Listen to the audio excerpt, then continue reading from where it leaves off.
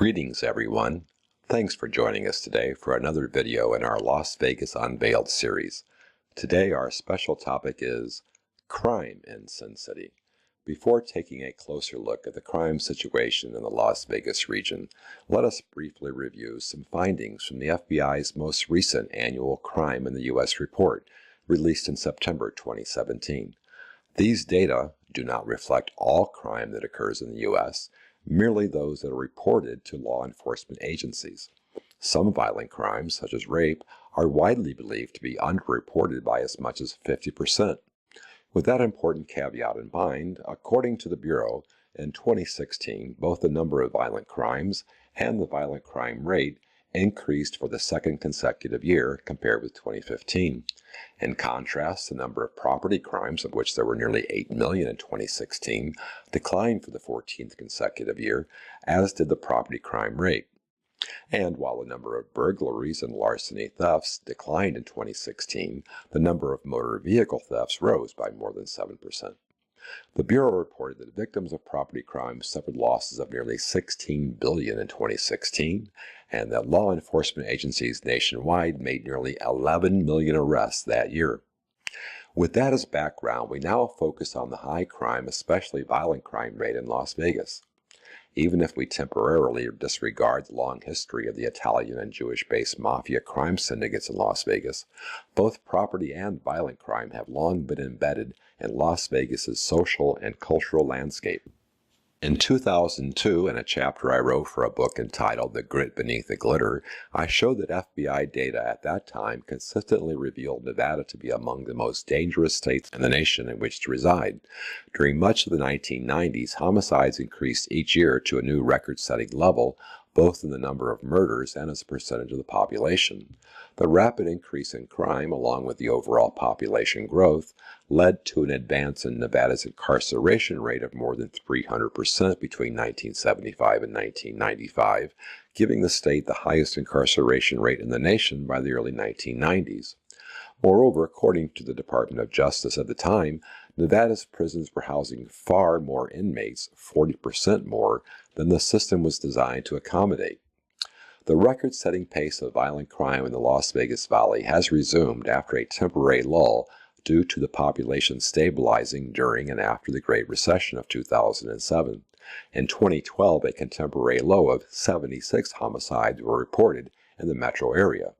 However, in April of 2016, the Las Vegas Metro Police Department stated that homicides were up 100% over the same period a year earlier, with 60 homicides reported compared with 28 during the same period in 2015. And Metro's figures exclude the very sizable communities of Henderson and North Las Vegas. For all of 2016, the Las Vegas Valley reached a new level with 222 homicides recorded. Through the first half of 2017, the new record-setting pace continued to unfold in the valley, with 109 homicides recorded at midpoint in the year, compared with 107 at the same time in 2016. As many have highlighted, the increase in crime in Las Vegas and in a few other cities are a major reason why the overall national rate has increased in the last 2 years. In an earlier video, we noted that firearms were involved in just over half of all suicides in Sin City.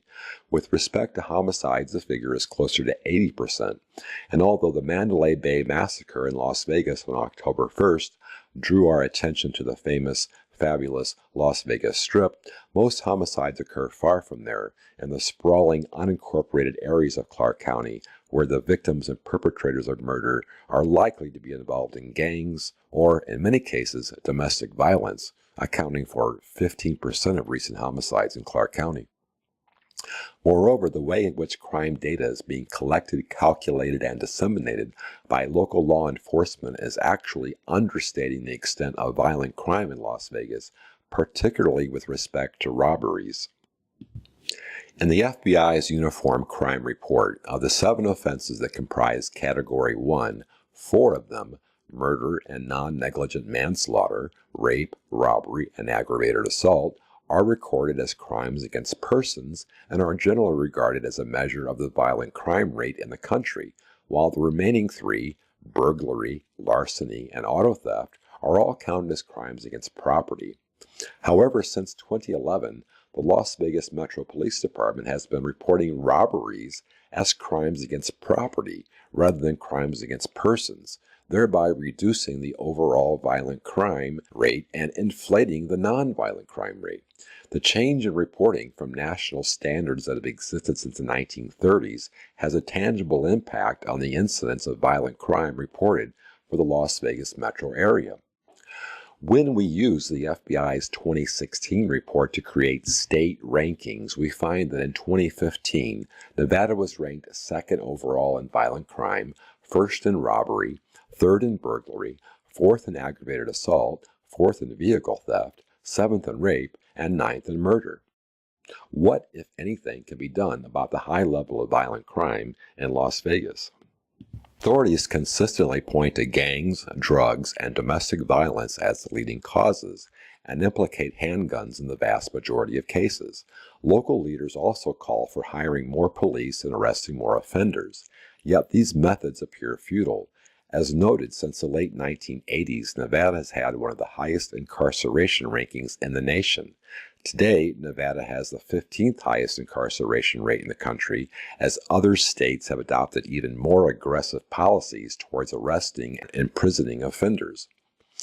Even as the state's ranking slid compared with other states in the years in which crime was declining in the state, Nevada's prison population continued to expand.